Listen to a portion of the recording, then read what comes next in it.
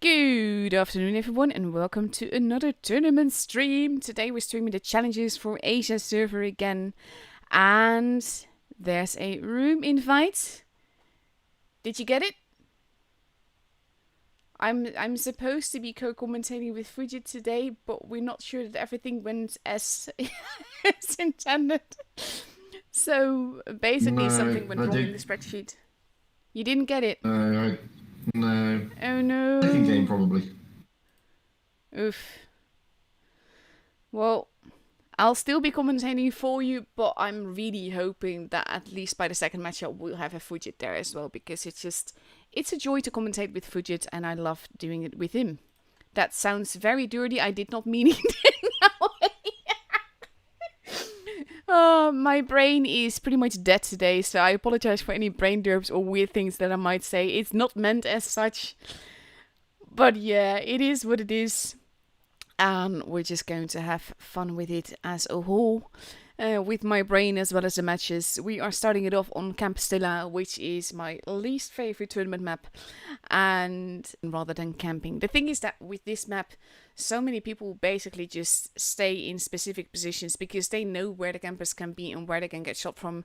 So there's a lot of stalemate gaming generally on this map. So I'm really hoping that that will not be the case here, but that we will see maybe some rush action or whatever, because that's the only way to save a match on this map. So we have Cam 1, Cammy, I'm just going to call them Cammy, and Duramon facing off against each other. This is the first part of the second bit of the final stages, because Wargaming decided to really complicate matters and do like 2 simultaneous double elimination rounds for 4 teams, and then added a third one, which is the one that is starting today, as like the final stage, because why not? So basically 2 minutes and 40 seconds left to go before we go into the very first match of this evening.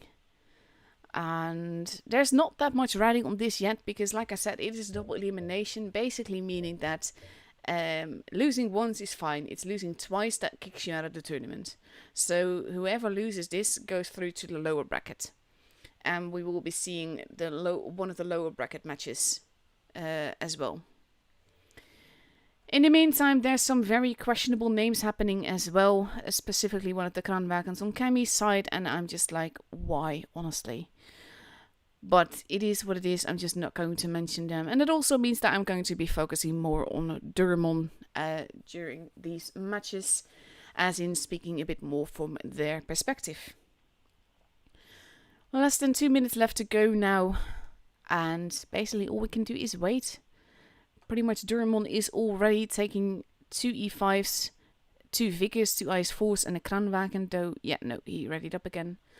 And they're going to go up against 2 Kranwagens, 2 IS4s, an E5, a T22, and a Vickers. So very similar lineups all around, only less Vickers and more T22s on their respective sides. It's just like a little bit of balance with the similar tanks, to be fair.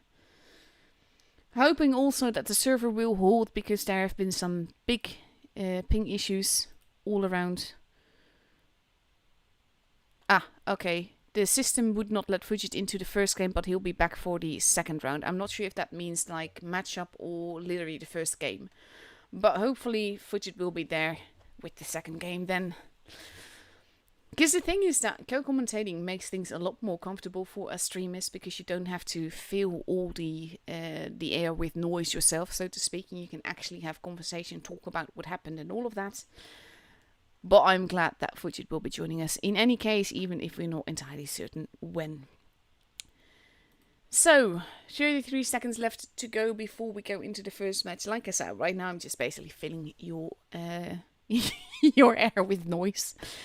And I'm really hoping to see some proper action here. I mean, it is Camp Stella. We call it that for a reason. We generally hate this map for tournaments the most. And there's a good reason for that. We've been doing this for many seasons. Camp Stella has been around for many seasons as well. And generally the least interesting matches are happening on this map. But here we go into the first game of this first matchup of tonight. And let's see what they're going to do.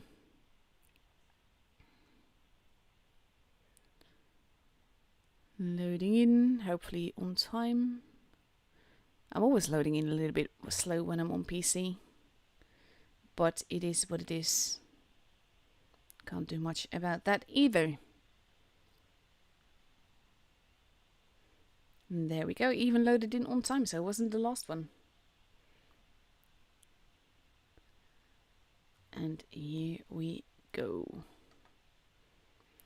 So we see Kami heading more towards the C area, whereas Duramon is heading towards A, only sending the Kranwagen towards C to overlook. We have the Vickers moving in quite an aggressive speed towards base B, probably not expected at all by Kami there. But if they manage to get away with it, if they manage to get base B, that would be a huge accomplishment on its own. T22 has been spotted, so they probably know who is there. And actually driving against one of the vehicles and squishing them could have given away the Vickers. But they managed to cap it without incident. And we have Kami's Vickers on the Citadel, but he's actually retreating, going towards the middle. Base A might be heavily contested. T22 is getting massively punished for attempting to cap base C, and it's probably not long for this world, but we have Kami's Vickers now in the middle there, and there he goes. Base A is being capped as well, so this will mean that Duramon has a big advantage here, because they have two bases and they have a gun advantage without losing any HP themselves. Okay, saying that Hauke just got shot, but still. Overall though, Hauke is now retreating and not sure where they're going to go. We have the Kranwagen peeking out there. Basically, the Kranwagen is being absolutely massacred here. Hauke is getting shot at as well. Base A is being stolen, but there's still a big advantage for Duramon. Blue Cielo has to be careful though, not to get hit anymore, because he does not have the HP to last. He is pulling back and he's trying to find the balance between being there and spotting and getting hurt for it. We have Kami now pushing also into town, wanting to get Blue Cielo out of the way. They do get him in the end, but it's cost him a lot of HP to do so. Aegis Hibiki is basically stuck in the water, can't really do much of anything there.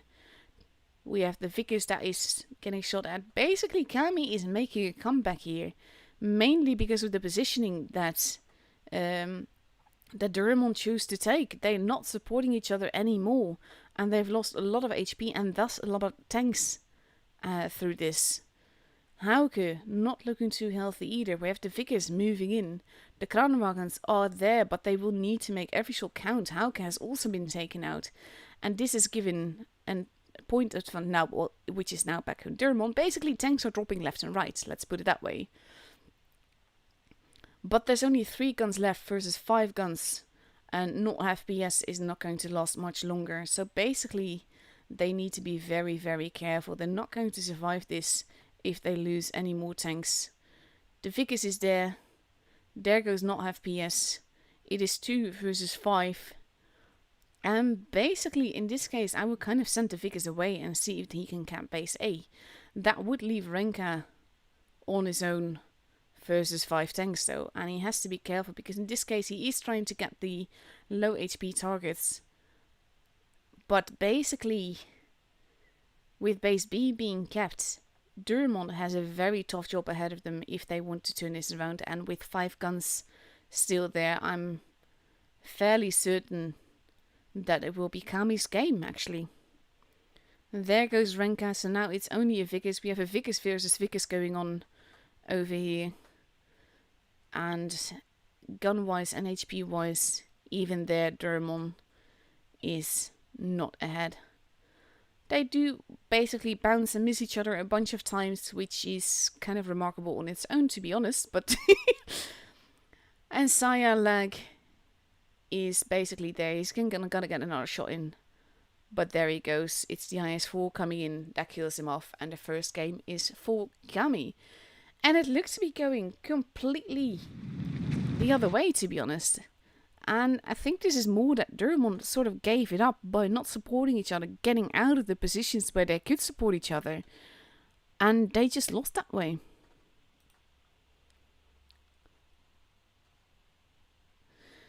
So now we're going to get ready for the second match. Again, it is a best of 5, so basically anything can still happen. The first team to reach 3 victories first is the one that is actually going through to the upper bracket, and the loser of this match is not out yet because they're going through to the lower bracket.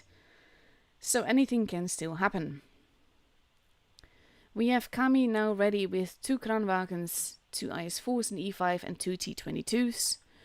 Versus, well, Durmon is not completely ready yet, so can't really call out the lineup just yet. But here we go, we have 2 IS-4s, an E5, 2 Kranwagens, a Vickers and a Mouse. That's going to be interesting, especially on a map like Campstilla, because the Mouse is going to have a hard time getting around, basically. And that could be very costly for them. Especially if they're not supporting each other as... Again, this second game, they need to pull back together and support each other more. Half a minute left to go before we go into that second game. And basically all we can do is wait. This is always the boring part where everyone is ready except the game itself. But the countdown clock is beginning. Last 10 seconds before we actually go into the game. And then we'll see if Kami can make another battle like this happen. At the very least, to be fair, it wasn't a camping game. Well, there was camping happening, but it wasn't a typical Campstilla steel-made game. So let's see, here we go. I do like this camo. Basically, I like the seasonal camos a lot. They are skill based though, so they will never be mine. But they do look pretty on the tanks. So we have Kami splitting up, going partly towards A or rather towards B, I think, with the T-22s. And most of Durmon holding around base C. We have the Mouse being quite forwards here.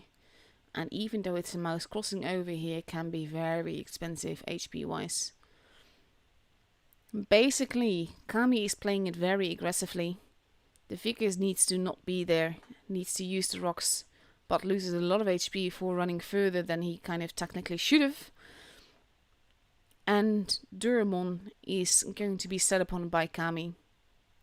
It will be about the focus fire now. The Mouse has turned around to be that basically gun absorption that it needs to be. But basically they do need to get the shots in themselves as well.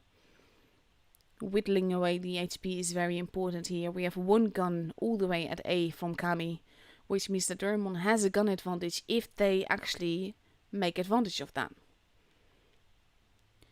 Especially since Kami is not completely coordinated. I'm not sure what Durmon is doing. This is not the Durmon we saw play yesterday. Let's have a look.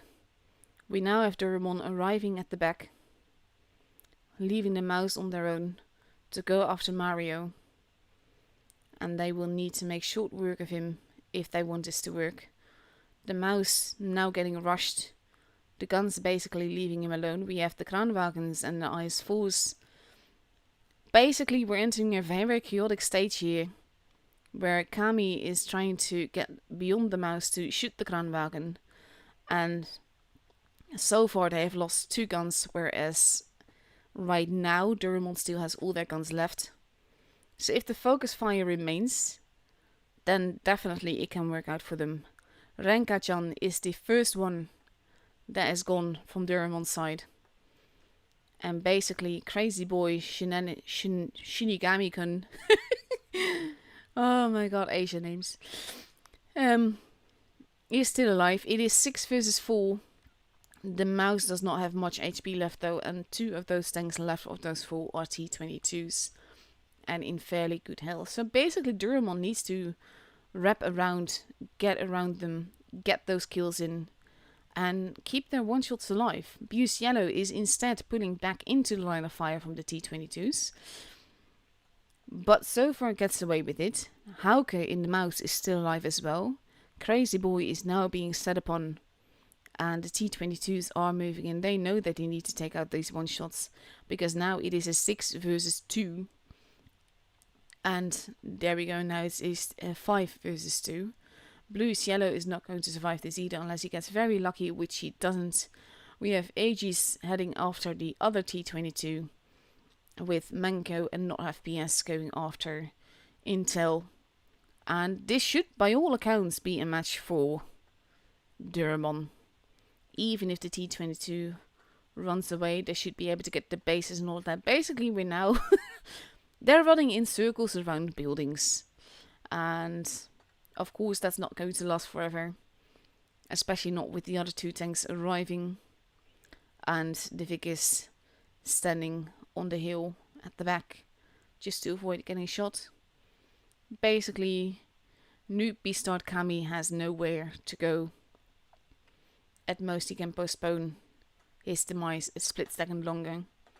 He drops down into the river, and it might just be the Vickers that kills him off if he gets the shot in. But it's actually Aegis Hibiki that gets the kill in the end.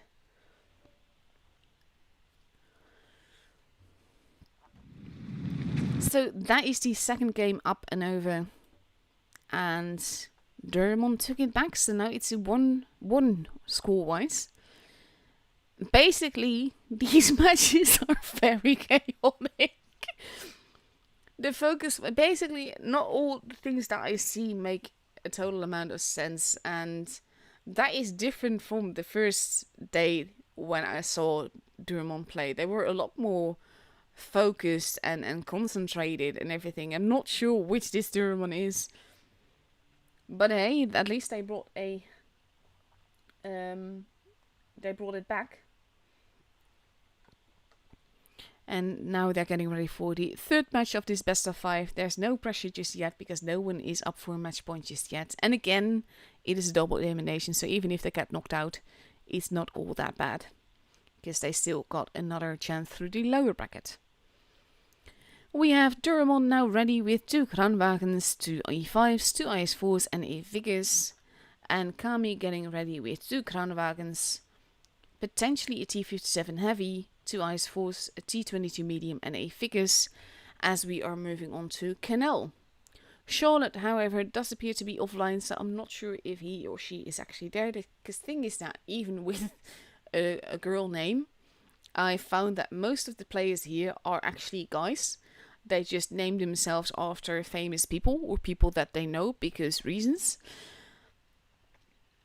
20 seconds left before we go into the match. Charlotte is still offline. I'm not sure how that's going to go. It would be awful for Kami if they have like a 7 versus 6 going on here. But yeah, we'll see. There's still an offline there. Let's see. And even if they're like offline when they load in, does that mean they're just AFK? I don't know. So it's going to be very interesting to see what the T-57 Heavy does and if he or she actually moves. Let's see. This is at least one of my favorite maps in the game. Canal makes for very interesting matches. It has full bases. It is one of the larger maps. And that just makes it way more exciting to play on, in my opinion. Especially in Supremacy, I really much prefer this map. And here we go. Charlotte is moving, so she loaded in. So there is something at least. And we're going to see some base cap happening. Basically, the IS-4s are sort of like not side scraping off each other, but blocking the shots for the other ones so that hopefully they can get their base capped. They do manage that without taking any damage. Base B is being taken, base D is being taken. And we have the Kranwagens in the E5 going for base D. So Noob bestart Kami basically needs to not be there. He luckily escapes with his life. But there's more of Kami there. And basically the heavies from Durmon needs to be careful not to lose a lot of HP. Doing exactly this, but Manko is now moving in to cap the base together with AG and I wonder if High Noob is actually going to peek out. Aegis is moving forward a little bit to troll. And pretty much they have some support there, so it's kind of like they just need to hold on. Renkan-chan is getting some shots into Charlotte over there. Basically, Sayalag is all the way on the other side. Not sure if he gets any shots in. And now both teams are basically just waiting. The Vickers from Kami is now all the way to base A. He's probably going to cap that, but there's a bit of a point advantage now for Durmon. And they can actually afford to pull away a little bit. And just be careful. HP wise, there's about 200 points between them, so that's very negligible. Mario is crossing the gap there. Base C is protected, base D is very protected. And even with base A, this still means that Durmon has a point advantage. So all they need to do is wait and let Kami make the move. And then absorb that move. We have the Kranwagens being a little bit forwards here. Haugen not being too careful. And taking a little bit of HE damage from High Noob. AGC more patient in his gameplay. I think they're hoping to get like a sort of reaction. Mario losing a little bit of HP as he peeks up towards base C. But with the people there, that also means that there's basically no room for taking base C. And we see some action happening around base B now, where we have 4 guns versus 3 guns. But so far, the 4 guns are taking the damage and the 3 guns are dug in a little bit better. Durmon moving in with Crazy Boy Shinigami-kun taking the damage. They're not shooting the same target though. We have Charlotte now moving in with the T-57 Heavy full clip, and that could be very dangerous. They need to take those guns out of the way. There we go, Sayalak is gone, but so is Crazy Boy. And now they are focusing the T-57 Heavy, who's now on the drum reload, so no longer a threat. Blue's yellow has been taken out. There goes Charlotte. FE Ivy 9, I don't know, is next in line to be taken out. And they basically just need to reload, and there he goes. Now it is 5 versus 4. Technically anything can still happen. Basically Durmon needs to push on because basically Kami is getting all the bases, so they need to get the kills and then focus on getting the bases back. Intel still alive, if barely. Base D has been capped. That shot from not half PS missing is very crucial in this stage. Because they're already at 910 points and they have 3 bases, so the pressure is on Durmon here. They need to take out the guns and they need to take them out very fast, otherwise they're going to lose purely on points already. Manko is still alive, if barely. The next reload he's not going to be, especially when he only just tracks him and is taken out, and that means that unless ammo racks happen, this is Kami's game, and it is. Oh, by the way, the no game audio, I know that, because usually I would be commentating with Fujit together here, and that means if I had game audio, that would basically drown out his voice. So that is why there's no game audio. You'll hear this in 5 minutes, but that's basically the answer. So, 1.5 minutes left to go before we go into the 4th game of this best of 5. There is now some pressure on Durmon if they want to go through to the upper bracket straight away. But like I said, there's still a lower bracket as well. But with Kami leading 2-1, they only need to win 1 more game to end this matchup, and Durmon needs to win 2. So, just over a minute left. We're getting ready for the second match on Canal. We have Durmon getting ready in 2 e5s, 2 Kranwagens, 2 is4s and a figures, if they ready up with the line that we see right now, versus 1 Kranwagen, 3 e5s, 2 is4s and a figures. So that's going to be interesting as well. Aegis just switched to an is4, not sure. Hauke is switching to a Kranwagen. Manko is staying with the e5. And this is basically going to be interesting as well, because there's a lot riding on this, for this specific matchup at least. And it's mainly the focus fire needs to be found by both teams, to be fair. And just taking that little extra split second to get the damage in, because there were quite a few missed shots there. Not even bounced, but missed. And that is something that these teams, I feel, can definitely train for. Countdown clock has begun. We're getting ready to go into the fourth game. And here we go. Let's see. I mean, at this stage, this is basically a battle of the meta tanks. The T-22s have been left behind. I think they feel that in Cornell. I mean, T-22s, they're an OP tank, but on a map like this, a Vickers performs better, mainly because of the gun depression. It does not have the armor, but with the spotting range and the gun depression, it can do more than a T-22, in my opinion. Depending on the role that you have, of course. B is being capped. H is basically they're all spotted again already. All of Durmon for the rest is going towards base A, and as such we now have Kami moving into base D as well. They're also capping base C. It's going to be like very likely that Durmon will have a tiny point advantage here, but it will be very tiny. Both teams have now 2 bases, and there's about 20 points between them, so anything can happen. We have the is4 holding towards base B. We have Durmon pushing a little bit out of base A. The Kranwagen making a move towards base A as well. They're pretty much digging themselves in. The thing is that with this little point difference, all Kami needs to do is basically kill one tank, and then they have the point advantage back, or even just stand in base B for a few seconds. So it is very dangerous to just dig in now. At the same time, I think they're hoping that Kami will make a move and just come at them. We see some blind shots happening.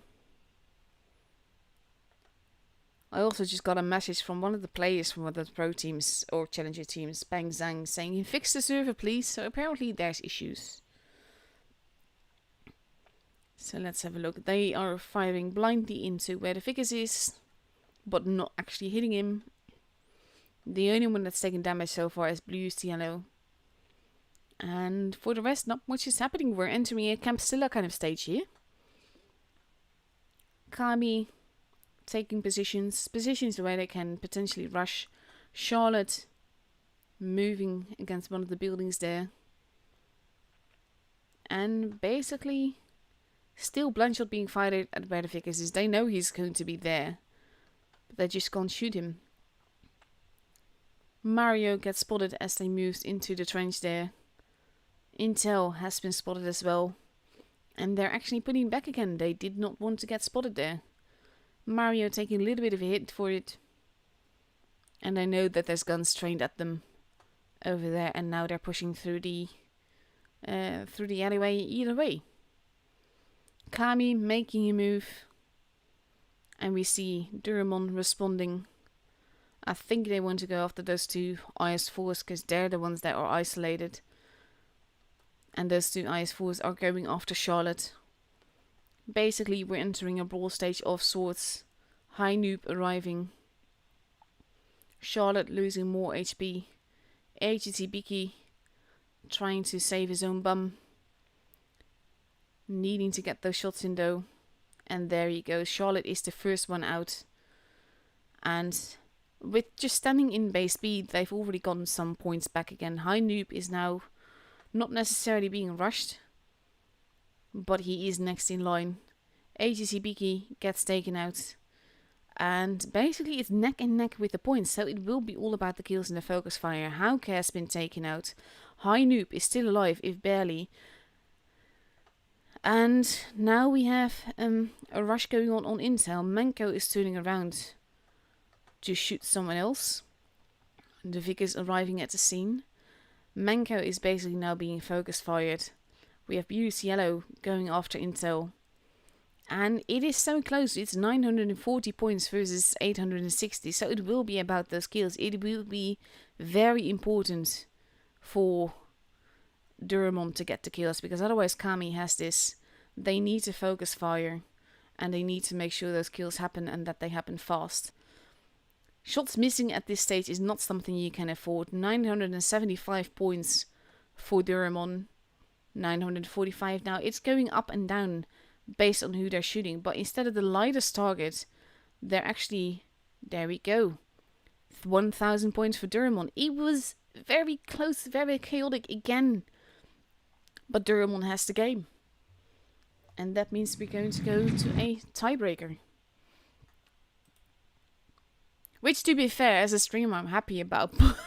But I would be lying if the chaos of these matches is not frustrating me a little bit. I'll be honest about that.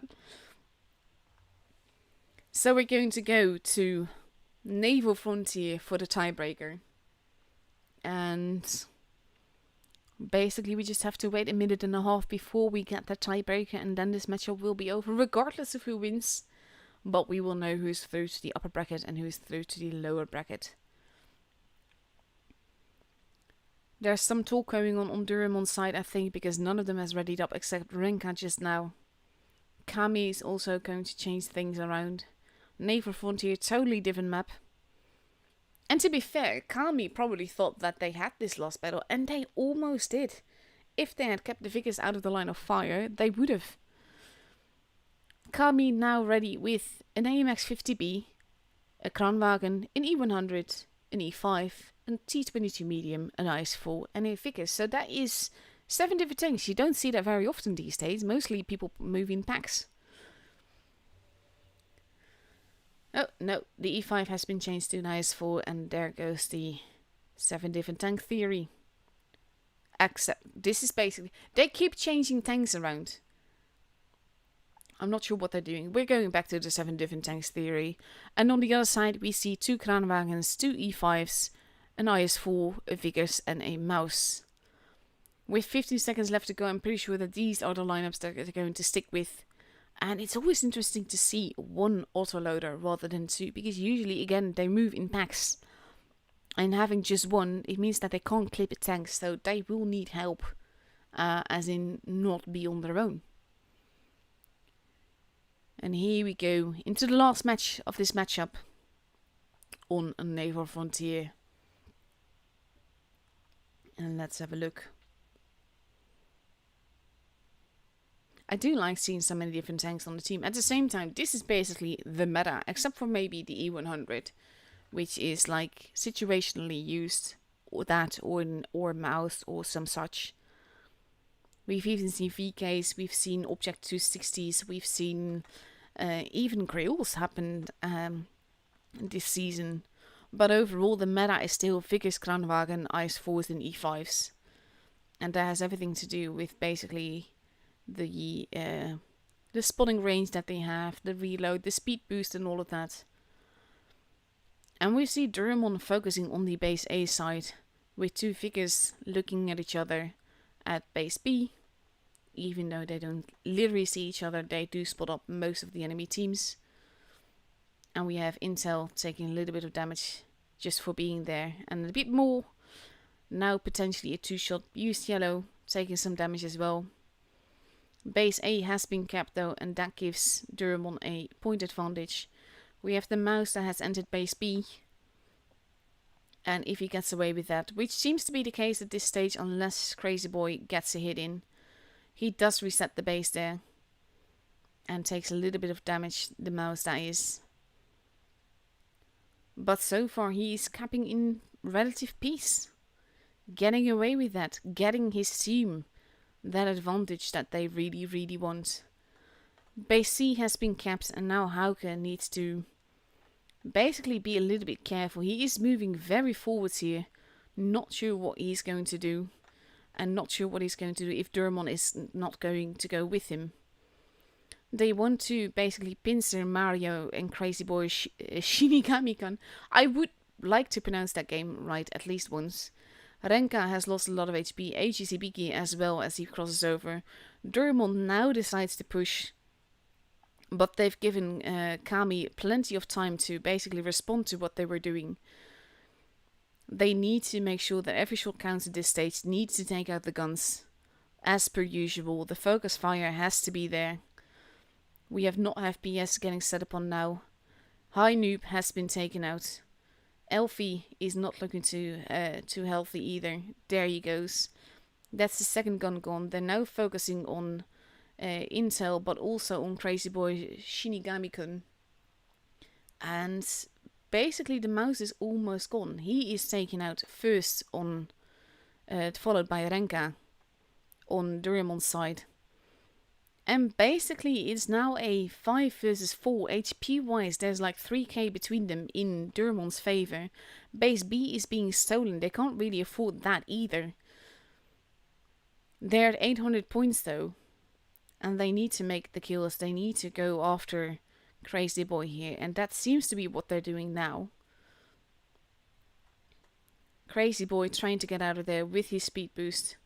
The E100 waiting to go down to get that shot in. Crazy Boy gets to live a split second longer. And we have Mango going after the E100 here. We have a bird's eye view going on because there's so many different angles to this battle. I don't even want to go in too close here. Basically, Mango wants to get those shots in. We had 900 points for Durmon. Technically speaking, as long as they keep base A, they should have this. But basically, they just need to make sure that they actually get that. Use Yellow is now moving into base B. Basically, just for safekeeping, basically. But Durmon should have this. And with that kill, they're at 990 points. And they definitely have it. Now Intel gets killed. And that definitely pushes over them over the 1000 points. Noob has been taken out as well. Crazy Boy, the only one that is left alive. But Durmon takes it home with a 3-2. So that is the first matchup up and over. Definitely an interesting match. So far, that last game was by far the best in forms of just focus fire and coordination on Durmon's side. So I know it's in there, it just needs to come out a bit more. And the same thing goes for Kami. This is basically... I always, back when Feast first rose up, the thing that put them ahead of everyone else is that they focus fired. They pushed more coordinated and they focus fired. That is how they won the games. And slowly but surely, more and more teams of Asia have sort of like gotten there, done that as well. And then every now and again, you get a matchup like this, and it seems lost again. And I'm always surprised at that, because I know they have this. I've seen them play better than this. So I think Durmon in this case is a bit lucky to make it to the upper bracket. That being said, even Kami, they're not out yet. There's still the lower bracket to go through. So it's not all over for either team, regardless of what would have happened. But I know that they're better than what we saw in these matches. And not saying that they played like badly or whatever. But I know they're better. So I'm sorry if I do sound a little bit negative. It's not meant as such. But that is how it is. So that is the first matchup up and over. And let's see, when is the next match? Let's have a quick look. Let's see, that is basically NQE7-1 from ECG. So I think that means that we're going to see Kami versus ECG next. And that is going to happen in about 15 minutes. And hopefully Fujit will get an invite this time.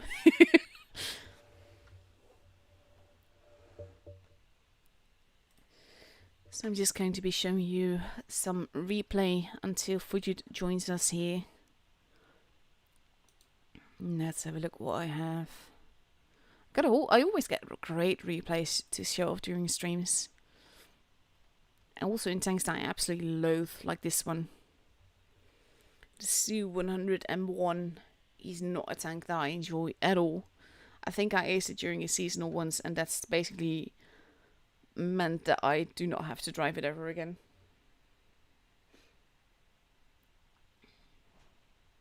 So let's see. I'll wait for Fuji to start speaking on his own before I call him in. Toby going into a camping position. Or maybe not, thank goodness for that. I'm not a fan of TD's camping. To be fair, they can do so much more than just stand in a position at the back of the map and get some shots in. So him actually being as forward as he is can work out really nicely. This is pretty much YOLO though, which is slightly different than what you would expect. But hey, if it works. T48 has been spotted, as has the T23E3, and they're basically YOLOing together with the E25. This is definitely interesting. T49 actually hitting the ground is very good for Toby and Harry. And there goes the first tank. Now the T23E3, which has a great reload, so basically the E25 is not looking too good unless that shot kills. It's actually the RU251 that is moving in to save them. Also, to be sure, I do not generally watch the replays until I actually start the stream and actually have them playing. That's mostly because I just like things to be more interesting and my reactions to be genuine. HCC, another tank that I really despise. I'm very happy that I've aced it, so again, I don't need to ever touch it again. We have the Borsig that has been spotted. And that is the next tank to be YOLO. There's a Su there as well though. So this is going to be interesting. That bounce basically saved his life. And now she's going to YOLO the Borsig. To be fair, this playstyle I would not advise it. It's definitely not for everyone. But it is really, really hilarious to watch. Another shot into him from the Su, and now the Su is the next target. It is a fairly mobile tank, to be fair. He just needs to be careful not to get shot again, because he does not have the HP to survive that. Unless he manages to take this shot first, which he does. It's a high roll, and that is the third tank gone by his hand. And there's only one gun left. Harry did not make it through this battle. This is one of the weirdest battles I've ever seen, Toby. Honestly. Is that about Fujita here? Yeah, it is. The delay caught up in the end. So interesting games. Not going to lie. a bit messy. Some of those. Yeah, you get what I mean though. I mean, I'm not trying to talk down on the teams. The thing is that the first day, Durmont played significantly better than this with regards to the focus fire and all. Yeah, I think they got a bit lucky. I mean, okay, they did play the final game, you know, pretty sensibly, but they got a bit lucky, to be honest with you. Yeah. Interesting games. I suppose it's because it's the final grouping and there is a lot at stake with it being this double elimination. Well, double elimination. Yes. So do you think it's more like sort of the stress that's getting to them? I think it could be. I mean, normally in the old days, prior to this season, today would be like it's not this sort of format. So they're sort of. I don't think that it's a different kind of format. So they're probably getting used to it. So yeah, there could be a bit of stress on it because there is a lot at stake. One of them is going to drop down now and have the potential of basically going out. Mm-hmm. So, and generally, like I said, in the old days, you really wouldn't sort of have this, would we? We'd have the semi-finals, looking to get to the finals. I mean, I understand why they're doing it, but yeah, it's going to put the clans on the back foot a little bit. Yeah. Thinking, well, we've just worked our socks off in the group stage. Now we're going to do it all over again. Yeah, exactly. And it's also, I think it's also a bit of a psychological thing. Like this match, you know that if you win, you're not going to be kicking anyone out of the tournament. Well, no. It's a strange one. I can understand why they're a bit sort of probably a bit tense, a bit more tense than what they would normally be. Plus, they're coming into it cold. This is the first game out for them in the day. It'll be an interesting one. It'll be an interesting one. What happens in the next game? To be honest, ECG was the ones that I saw versus Durham before, and they played really nicely as well. Basically, it was more top 8 material than top 16 material for me. So I'm really curious to see how that one is going to go. Yeah, it's like I said, it's a strange one because now obviously won't play again today. They're playing again tomorrow in the upper bracket final against NQE7. Yeah, and we're going to be seeing that as well. But now we've got the now we've got the semi-final of ECG against CAM. So yeah, so one of them's going to win, one of them's not, and then they go and play again tomorrow, I believe. Do they not? No. In this case, whoever loses this one is out. Whoever loses this one is out, but whoever wins it goes to tomorrow for the lower bracket final for the grand final. It gets There's basically like a mini group stage to get to the final. Yeah, this is. That's why I think they're sort of in a bit two minds because normally we would have today would normally be like a day off for them. Yeah. And then tomorrow would be the semi-finals where you would have these four teams all playing out there. But with it being a double elimination, which I understand why they're doing it. It puts that little bit of pressure on them. I wish that they would have just used a 8-team bracket for it rather than 2 4-team brackets. I think that would have made a lot more sense. Yeah, I mean that was the old way of doing it. So I mean they've tinkered with it a little bit. It's the right time to tinker with it in the spring season, to be fair. True. If it doesn't work, you can tinker with it a little bit more when it comes to the summer season. And get it ready for the Twister season. So that is very true. Yeah, interesting matches. I mean, Cam have been up and down. To be honest with you, I mean they had a pretty good winter season, but they have been, let's say, not that consistent. So it will be interesting to see how they perform this next match. Because they really need to find their focus fire. They do, and I mean, ECG, I mean, they're not a bad team. They were in the top 8 for a long time, and then they fell out in the last PYS, basically. Oh, that's sad.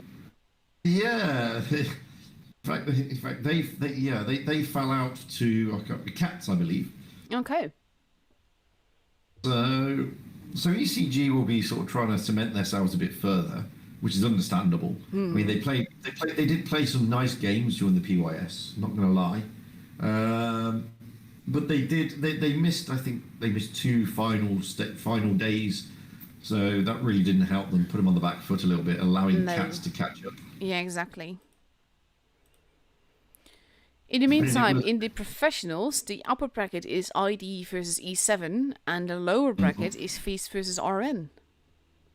Yeah, let's keep an eye on that game as well. And ID, well, coming back to their greatness, to be honest with you, I watched them a couple of games against RN, and they seem to be, getting to start to coordinate again. Their focus fires coming back, their rotations around the map, and their reaction times are getting better. They did, again, ID are another team that have sort of fallen foul recently. Not as much as RN, to be fair. I mean, RN has fallen quite a long way down in the Asia top 8, and it's a shame to see them continuing their fall. But maybe they built themselves up. Maybe they're they're another one of these clans that's just building again. I They're think that's still always there, but they're not top 4 yet. Once the pressure builds, you basically see who keeps the cool head, and I think that makes Yeah. such a big difference. Well, it does. This is where the experience of teams like Feast come to the fore, and HLV. I mean, HLV have been playing pretty steadily, and they were the winners of the Blitz Cup last year. Yeah.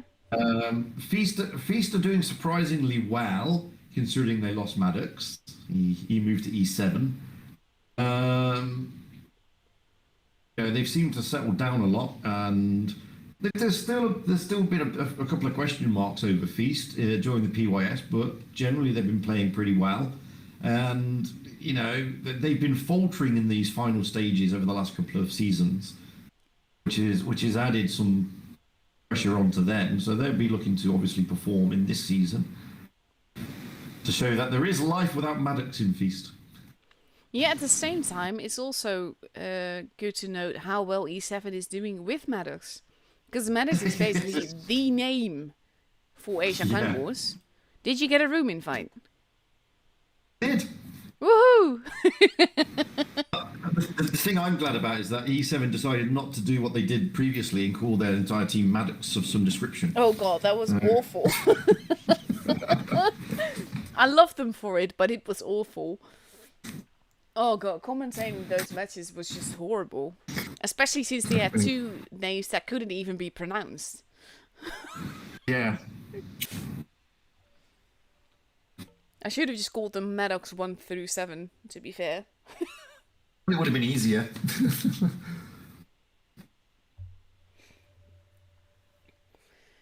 So ECG versus Kami.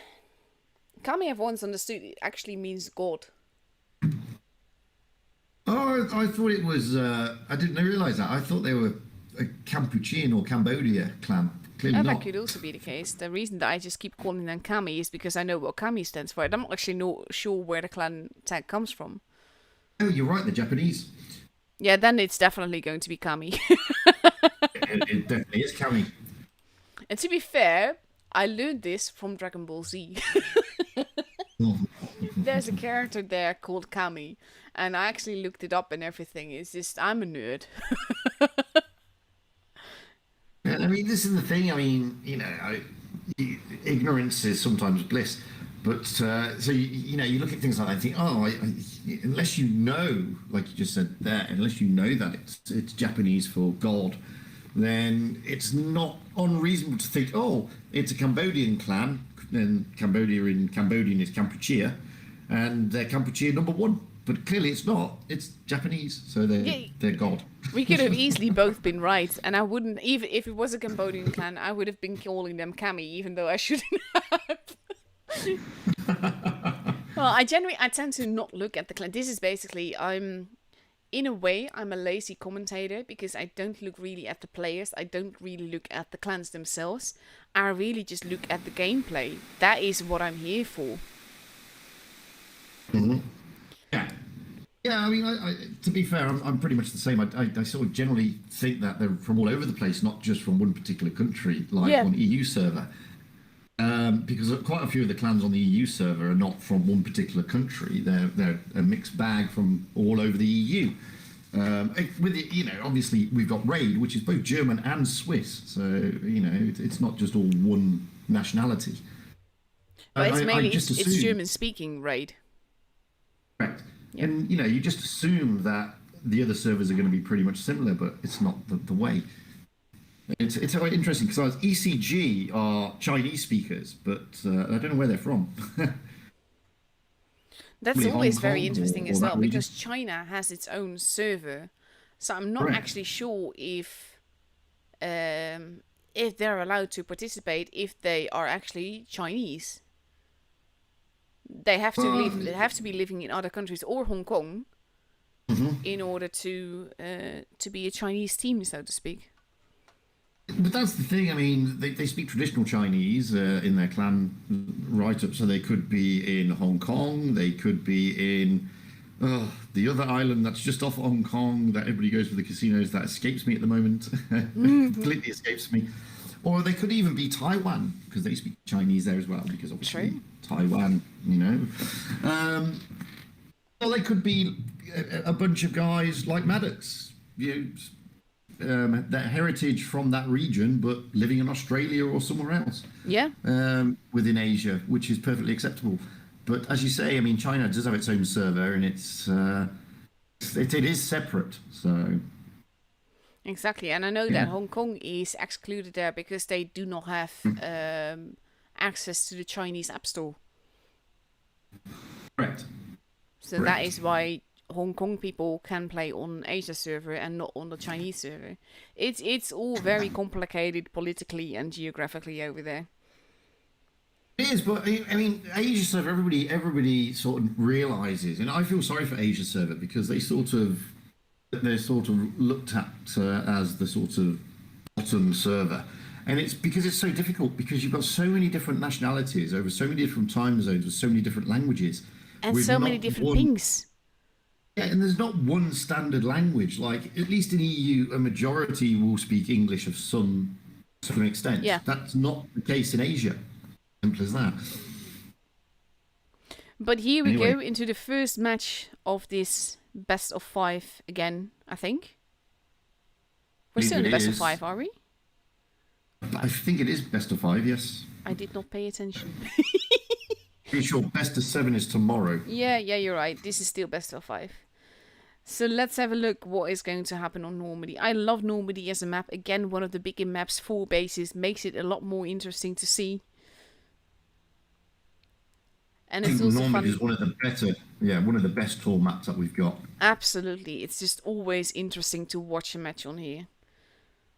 Ayanami-chan going to cap bot in a very precarious position. He's going to be set upon by Charlotte and Intel at the back there. So I'm not sure he's going to get away with actually capping. But he does with the split second. Yeah, Charlotte was hoping to get the recap there, the reset there, but just wasn't there in time. No. It did cost Ayanami-chan quite a little bit of HP though. D has been capped. C is completely abandoned. Basically, ECG is dug in between B and A, but that also means that basically base C is free to take for Kami. Although they do have JTFK there, to try and get those resets on that C cap, and Noob Restart is moving out of that area. I thought he was going to go in, so keeping their heads down, Cami. Yeah, because right now ECG has a point advantage, however slight it might be. Base A is now completely abandoned. Coke Bottle is heading towards base C, so that's going to be interesting as well. Look at the support that Coke Bottle has got behind him. Got the 2E5s, the T22, and the 140. JTFK taking a bit of a hit there. And we have Kami sort of like regrouping. Intel is still there overlooking base A, probably to see if anyone is pushing through there.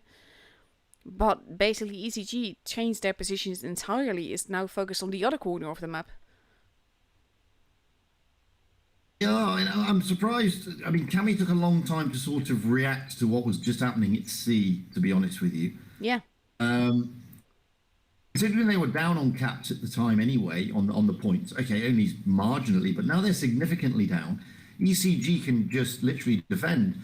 Charlotte is trying to jump into the A cap, but is being reset by Aninami.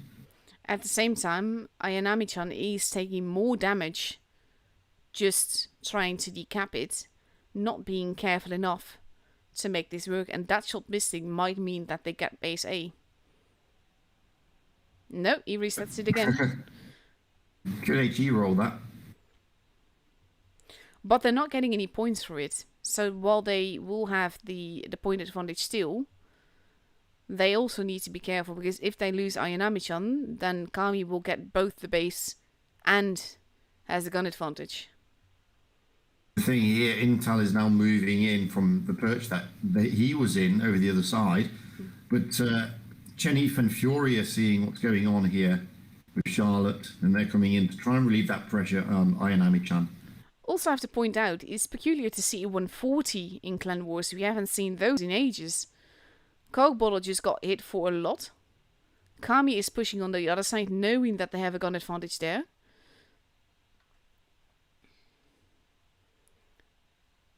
So this is definitely interesting. Coke Bottle has been taken out. Base C has been stolen. Charlotte and Intel are both losing HP quite quickly, but Zhangpang is pretty much on his own now, with another Kranwagen nearby, but they have to be very careful. K4 is there to support him, but they have to make sure that every shot counts at this stage if they want to take this, because Kami is focus firing this time. Yeah, they are. In ECG took far too long to get rid of Charlotte in that E5, and it took 2 tanks out of the game, allowing Kami to basically put the pressure on through the middle with that extra gun advantage, and it's going their way, and unsurprisingly so. And JJFK is at the back all alone. There's basically ECG is too spread out, and that's going to be very dangerous because K4 is now chasing, but he's putting himself in the path of no less than 5 guns potentially. Yeah, I mean, and there he goes. Yeah, it's now 4 against 5. Admittedly, Kami have lost a lot of hit points, but it's pretty much their game. This is the focus fire that I was looking for in the last matchup. They're so much more concentrated, so much more working together and making it work, taking out tanks one by one.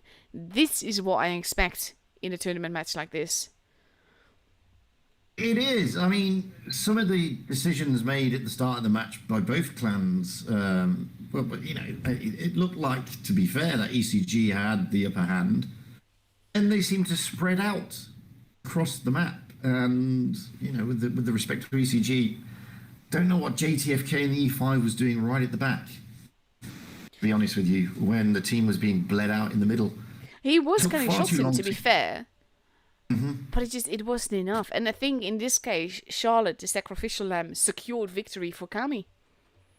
Well, that's the other thing. I mean, firstly, getting shots in is one thing, but at this level, you've got to start sharing your hit points as well. That's a big thing, especially when the other team is focusing. Secondly, it took ECG far too long to get rid of Charlotte, especially when there were so many tanks on Charlotte. You know, these little things sort of reinforce it's the inexperience, I would say, of ECG more over than anything. Yeah.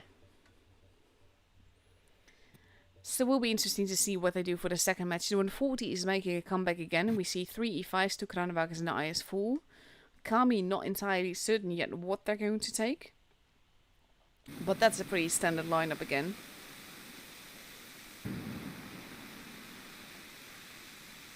Mm-hmm. It is. I mean, Kami have got a lot. I mean, Kami at the moment have got the advantage, but they don't want to let it go to their head too much. They've still got to play the game. They've still got to put it past them. They will feel that maybe they've got the drop on ECG a little bit. They'll take a lot of things away from the game they've just had. But that's not to say that ECG will be the same clan that turns up for this game. It could be totally different. That more is focused. true. But if Kami moves again like the Wolfpack that they did last game, then ECG will have a tough pickle. Totally. And, you know, this is where Kami have got to stay focused, stay true to what they've been doing, which is that focused fire, picking those isolated tanks off, and just staying where they were in that last game, basically. Yeah. So let's see. I always understood that basically spawns on this map are completely random, regardless of what tank type you are. I still think that is something that wargaming should be changing, because it affects a lot in this case.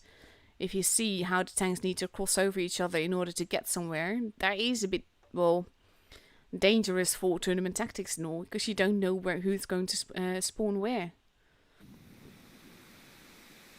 No, that is true. It's sort of, I mean, they try and take the meta to sort of work out which spawn they're going to go into. But as you say, when it's a random, it's pretty difficult to predict. Yeah.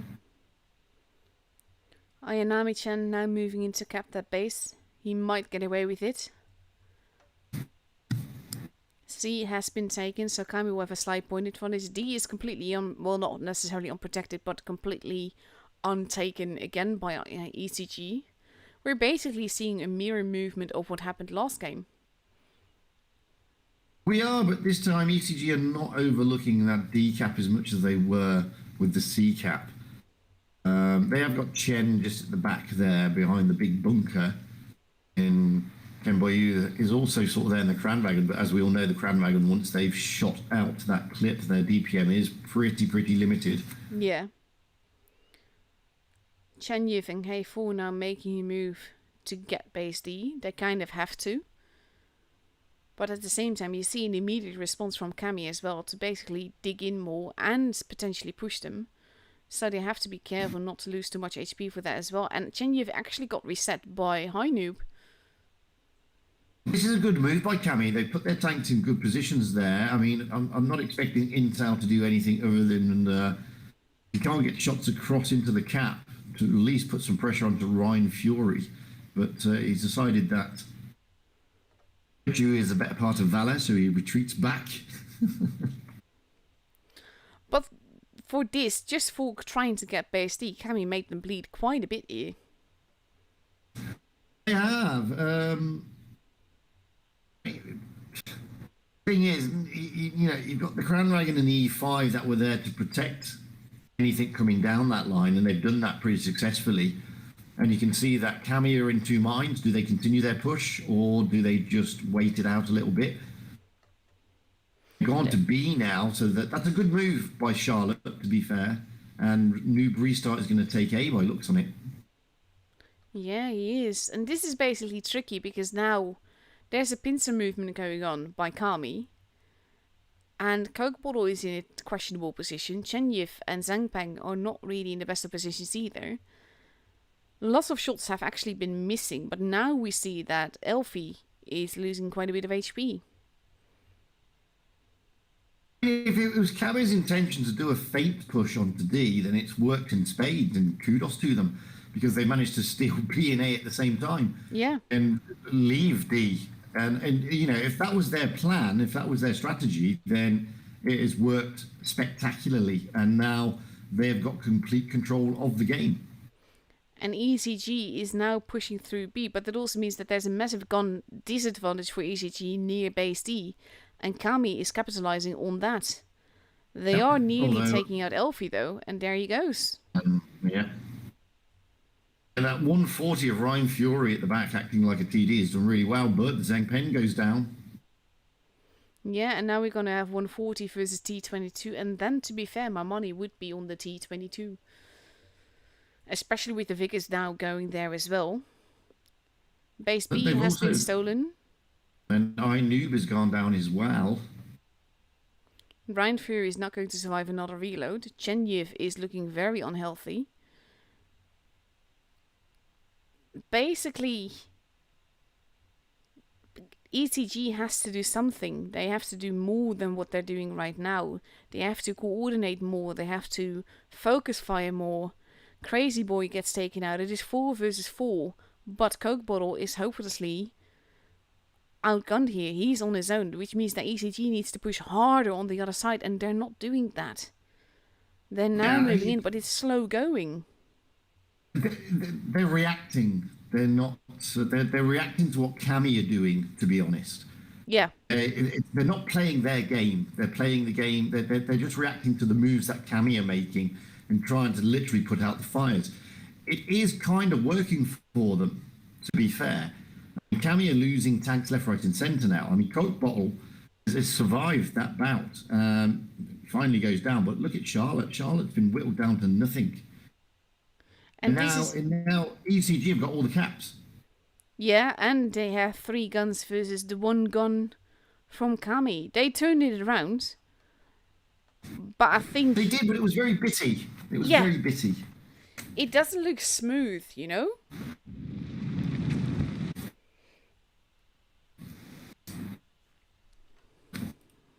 Yeah, it was very sort of... ECG were reacting to what Kami were doing, and I think Kami got a little bit overconfident.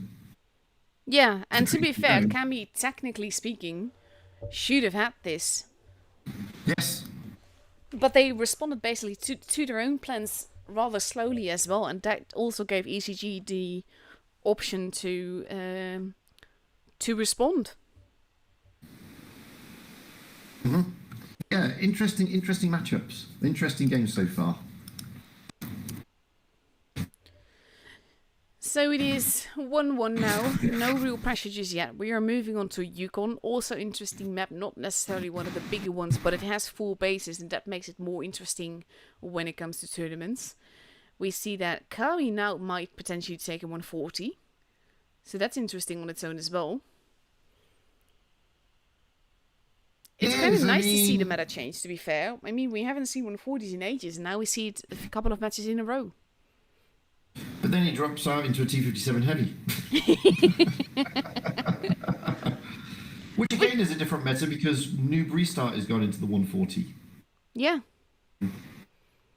And on the other side, we see TVP emerge and some 215Bs. Interesting lineups, to be sure.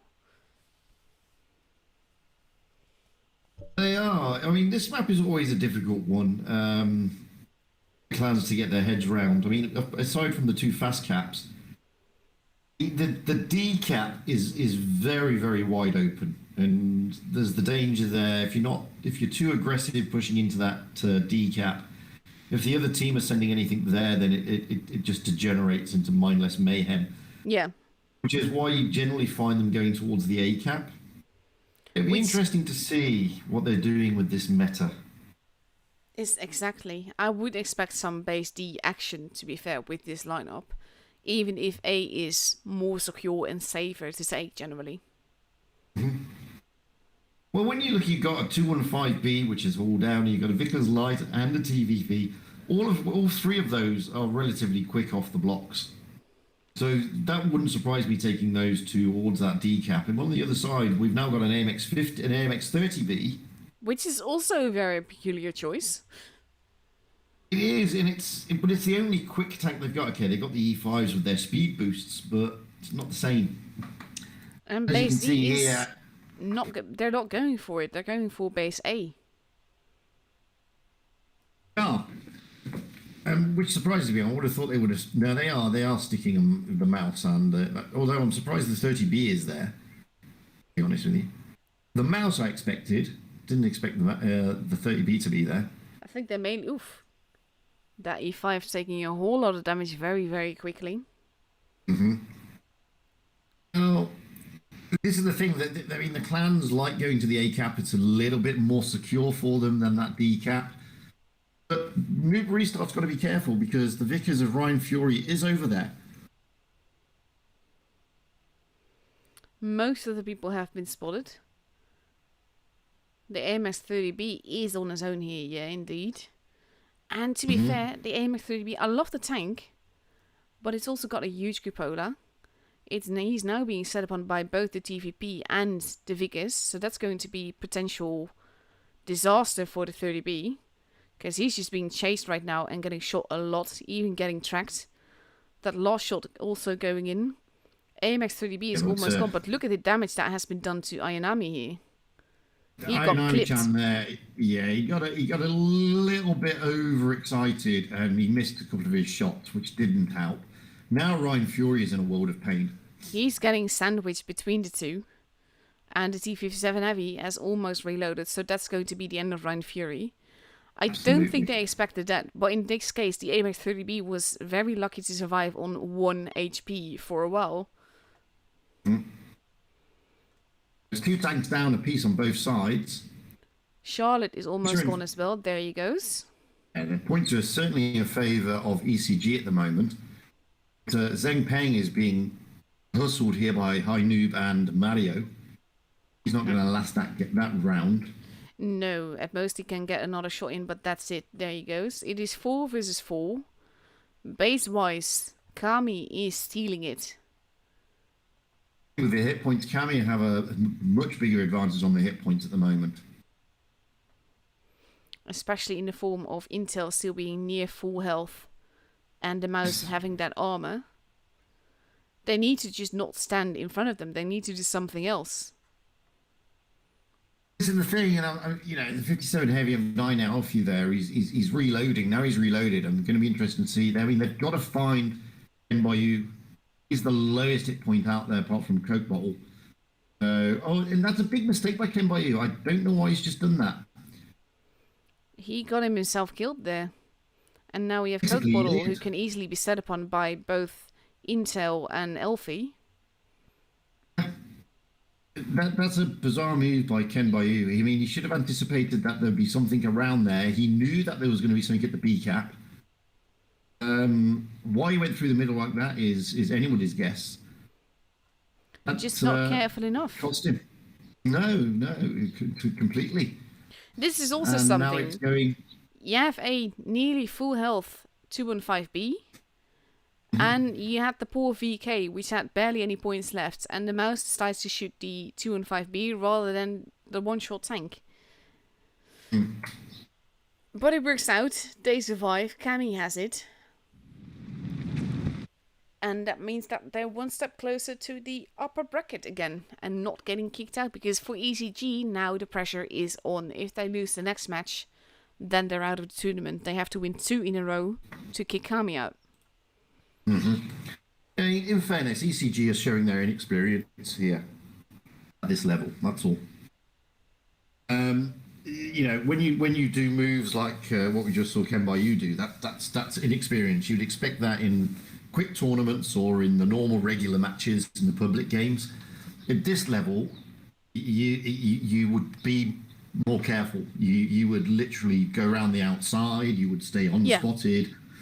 But that's just an experience, nothing else. No, but I get you. And this is what I think where these teams are a little bit inexperienced when it comes to the big tournament games, I should say.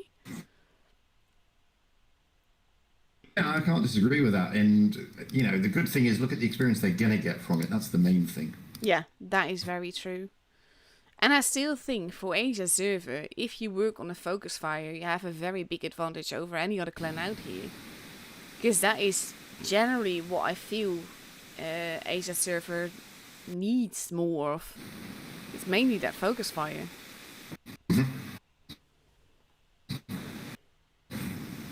It's going to be interesting. I mean, ECG have got to pull their socks up here if they're going to stop this rot and stay in this tournament and take it to a decider. And they're going to try to do that with 2 IS-4, 2 AMX-50Bs, a mouse, a E5 and a VK-90 versus 1 AMX-50B, 4 E5s, a mouse and an STB. Again, interesting match choice. Yeah, it is. STB making a showing here. Great tank when it's all down. Not gonna lie. A rock solid turret. Great reload. Really good gun. Pretty decent ability.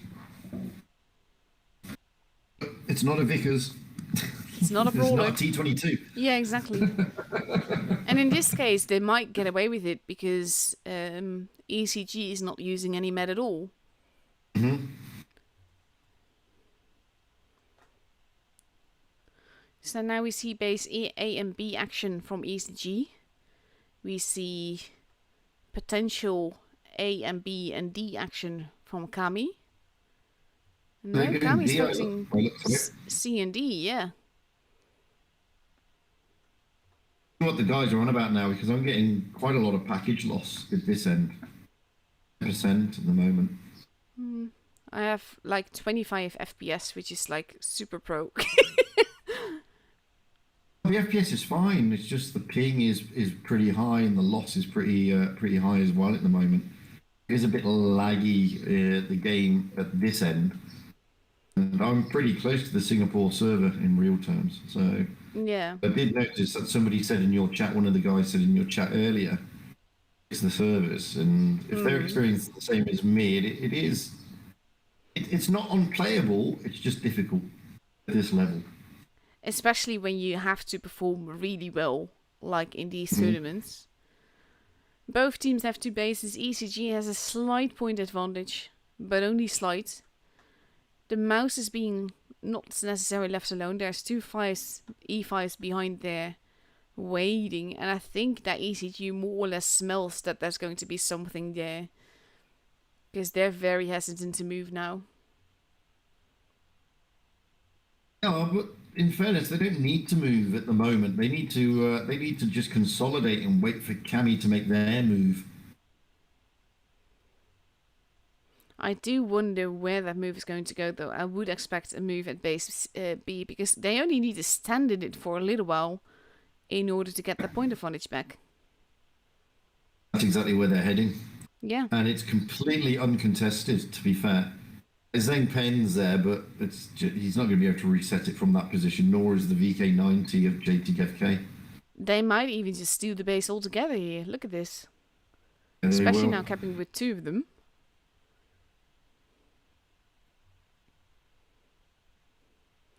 ECG is responding. They're going after those 2 E5s, but they're sending so many tanks out there that it means that the other side will be has very little protection. This is what we saw on Normandy, where they react and then Cammy do exactly the opposite. So they're reacting to this side on the B cap, and Cammy have stacked their tanks up over the C side, and they're going to come through the middle and pincer them, basically, get behind them. And this right now, ECG has actually worked together better than they did on Normandy. Yes. Now, Cammy could be in danger here. If Ryan Fury can stop the STB from escaping, which he does. Yeah, that's going to be the end of the STB as well. And they're losing another gun there. This is basically ECG's dream scenario, to be honest. For this specific matchup. Totally agree. I mean, ECG, they reacted to the B cap. They reacted well this time. They didn't just stay around trying to get one tank out of the game. They carried on pushing through. Realised Cammy were coming behind them, and they basically got behind Cammy. It's very good play from ECG. Not just that, but also the teammates that were sort of left behind on the other side of the map pulled back towards their team, and that is exactly what they didn't do in Normandy. Well, exactly, yeah. And that's the thing. I mean, this is why I'm saying it's their inexperience that comes through more than anything. Mm-hmm. When they're firing on their full cylinders, like we've just seen here, they're a beautiful team to watch. Yeah, absolutely. And there we go. And that's a convincing victory. It's a very convincing victory. So now we're going to get another tiebreaker. We are. Which is a good thing. To be fair, these are the best kind of matches. Like, regardless of things that we disagree with and that we don't understand and everything, when you get a tiebreak, it means the teams are fairly evenly matched, and that means that this is a good matchup.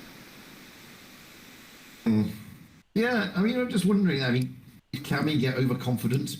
Potentially, but ECG really played that one a lot better than we saw some of their other performances. Mm-hmm. But can they take that into this next game on Winter Malinovka? It will be interesting to see, because now the lineups are changing again. You have to basically get your head into a new map, knowing what is depending on this as well, because right now, whoever loses this match is out of the tournament. Mm-hmm. Yeah, totally. And this is where the pressure now is not just on ECG, it's on Cammy as well. I mean, ECG have just proved that they can handle some pressure and able to turn the game around just. Now the pressure's on Cammy. Can they do the same thing? And it's interesting to see the 2 and 5B also making a comeback on this server. We see it on EU, but only rarely. And like that, the tanks are sort of like out of the ordinary for the current meta. They are, because the E5s and the Crown Wagons are just too strong. Is the honest answer. I mean, don't get me wrong. I understood the super duper consumables, but I don't agree that they should be given to all these tanks. The Crown Wagon can still perform without its super duper speed boost. The E5 can still perform without the super duper speed boost. To be honest, in my opinion, they should be removed altogether. Either given to everyone or removed altogether. And I'm in favor of removed altogether. I don't disagree with that. I mean, I understood why they did it for the British tanks. I don't. I know why they did it. I don't agree with why they did it.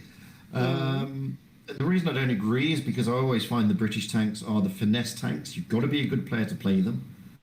And moaning that the tank is bad, well, the tank's not bad. I mean, if that's the case, then if we're going to moan about tanks being bad, people are not playing them, then sort out the WZ-120 first with its 3 degrees of gun depression, please. Exactly. And there's so many things like that. In my opinion, no tank is actually bad. It's mainly the player. It's all about the driver. Oof. Restart, getting a bit hit there.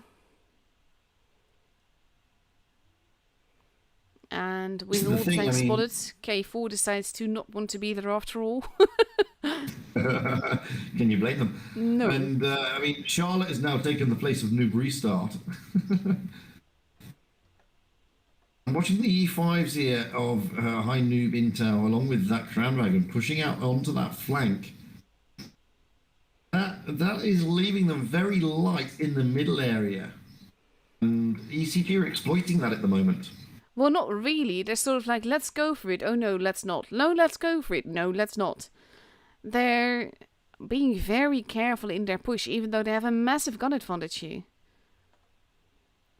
They do, but I can understand why. I mean, there's a lot at stake. So they don't want to sort of lose tanks willy-nilly when they can get 2 caps and put the pressure onto Cammy, which is exactly what they're doing. They've got B and C. The only problem they've got now is, have they got anything covering that left flank where Intel, iNoob and the Crown Wagon are going to come up?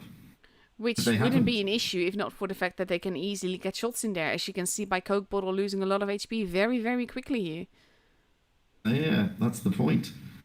And again, the mouse is being used to sucker people round. Welcome to the Asia server. And now they're focus firing. They're focus firing Elfie. And they need to take him out quickly. This is better. They're sort of like sacrificing JTFK for it though, so they have to make it work. They have to be brutal about it. They have to get that mouse. They're actually turning around.